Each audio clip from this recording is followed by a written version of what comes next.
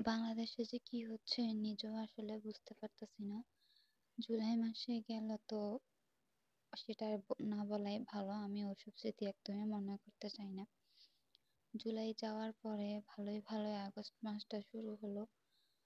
তারপর আবার এর মধ্যে কি যে হয়ে গেল আমি অ্যাকচুয়ালি কিছুই বুঝছি না। প্রথমে হলো রক্তক্ষরণ আর এখন বন্যার পানিতে সব ভেসে যাচ্ছে।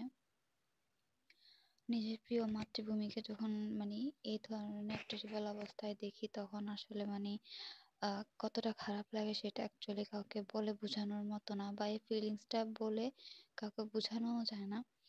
তো হ্যালো এভরিওয়ান, আসসালামু আলাইকুম, welcome to my another blog.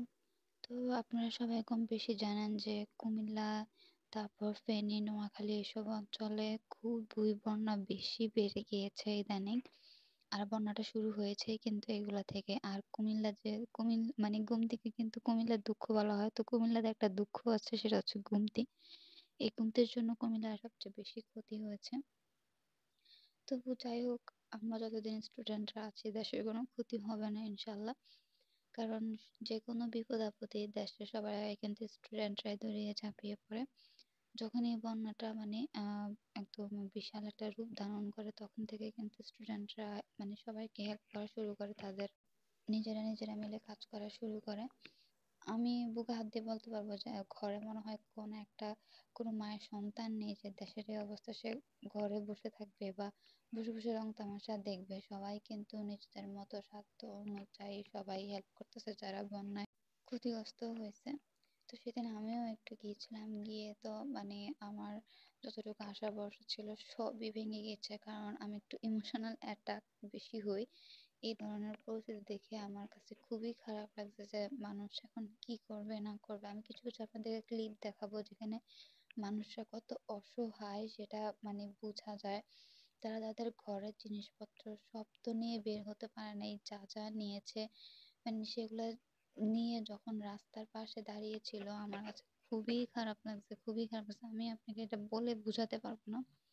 আর এখানে যে বাড়িটাকে দেখে তো আমি জাস্ট স্পিচলেস হয়ে গিয়েছিলাম যে মানুষগুলো এখন কই যাবে, কি করবে, আর আদৌ কি জায়গাগুলো ঠিক করা যাবে, আর ঠিক হতে বা কতদিন সময় লাগবে।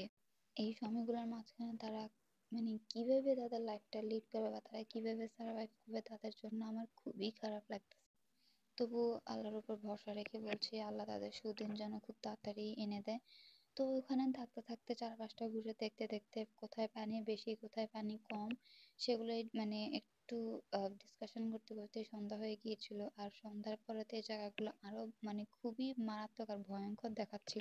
মানুষগুলো কিন্তু একদমই দিশেহারা হয়ে এদিক ওদিক ঘুরছিল, আর তাদের এইগুলো দেখে আমার কাছে খুবই খারাপ লাগতেছিল। দিনে তো যাই হোক তারা এখানে সেখানে বসে তাদের সময়টা কাটিয়ে দিতে পারে, কিন্তু রাতে সেটা পসিবল হলেও দিনের মতো এতটা পসিবল হয় না। তো এখন কিছু ক্লিপ দেখাবো আপনাদের কাছে, যেটা দেখলে আপনাদেরও খুবই খারাপ লাগবে। সবাই দেখি রাস্তার পাশে এরকম ব্যাগ বস্তা, তারপর ছোট ছোট জিনিসপত্র নিয়ে দাঁড়িয়েছিল। অনেকে বস্তার ভিতরে হাঁস মুরগিও নিয়েছিল, জানি না হাঁস মুরগিগুলো বেঁচে ছিল কিনা।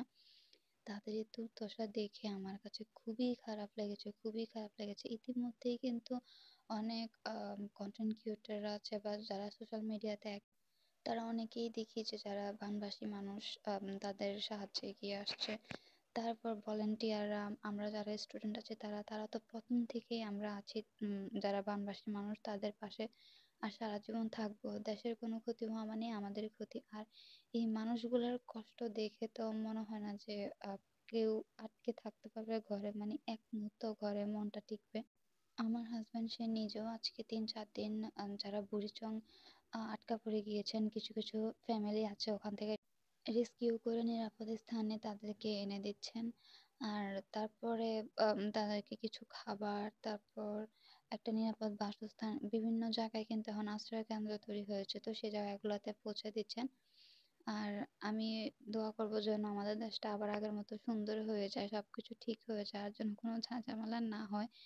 একটা শেষ হতে না হতে আর একটা আমাদের মাথার উপর ভেবে চলে আসবে, সেটা আমি কখনোই কল্পনা করিনি। তবু যাই হোক, আমি একটা আপনাদের কাছে আর্জি রাখবো, যে যেখান থেকেই পারেন আপনাদের সামর্থ্য অনুযায়ী প্লিজ আপনারা যারা বানবাসী মানুষ আছে তাদের পাশে এসে দাঁড়ান, কারণ তাদের দিনকাল খুবই কষ্টে যাচ্ছে, খুবই খারাপ যাচ্ছে। আর মানুষের অবস্থাটা আমি আপনাদেরকে ভিডিওতে দেখালাম। আর এখন আমাদের পাশাপাশি কিন্তু সেনাবাহিনীরাও বানবাসী মানুষদেরকে সাহায্য করছে। আর তারা হেলিকপ্টার দিয়ে এক জায়গা থেকে আরেক জায়গায় কিন্তু উদ্ধারের কাজটা চালিয়ে যাচ্ছে। তাদেরকে অসংখ্য ধন্যবাদ এভাবে আমাদের পাশে এবং বানবাসী মানুষদের পাশে এসে দাঁড়ানোর জন্য। তো আমার আজকের ভিডিওটা এ পর্যন্তই ছিল। আর ভিডিওটা ভালো লাগলে অবশ্যই লাইক কমেন্ট শেয়ার করবেন।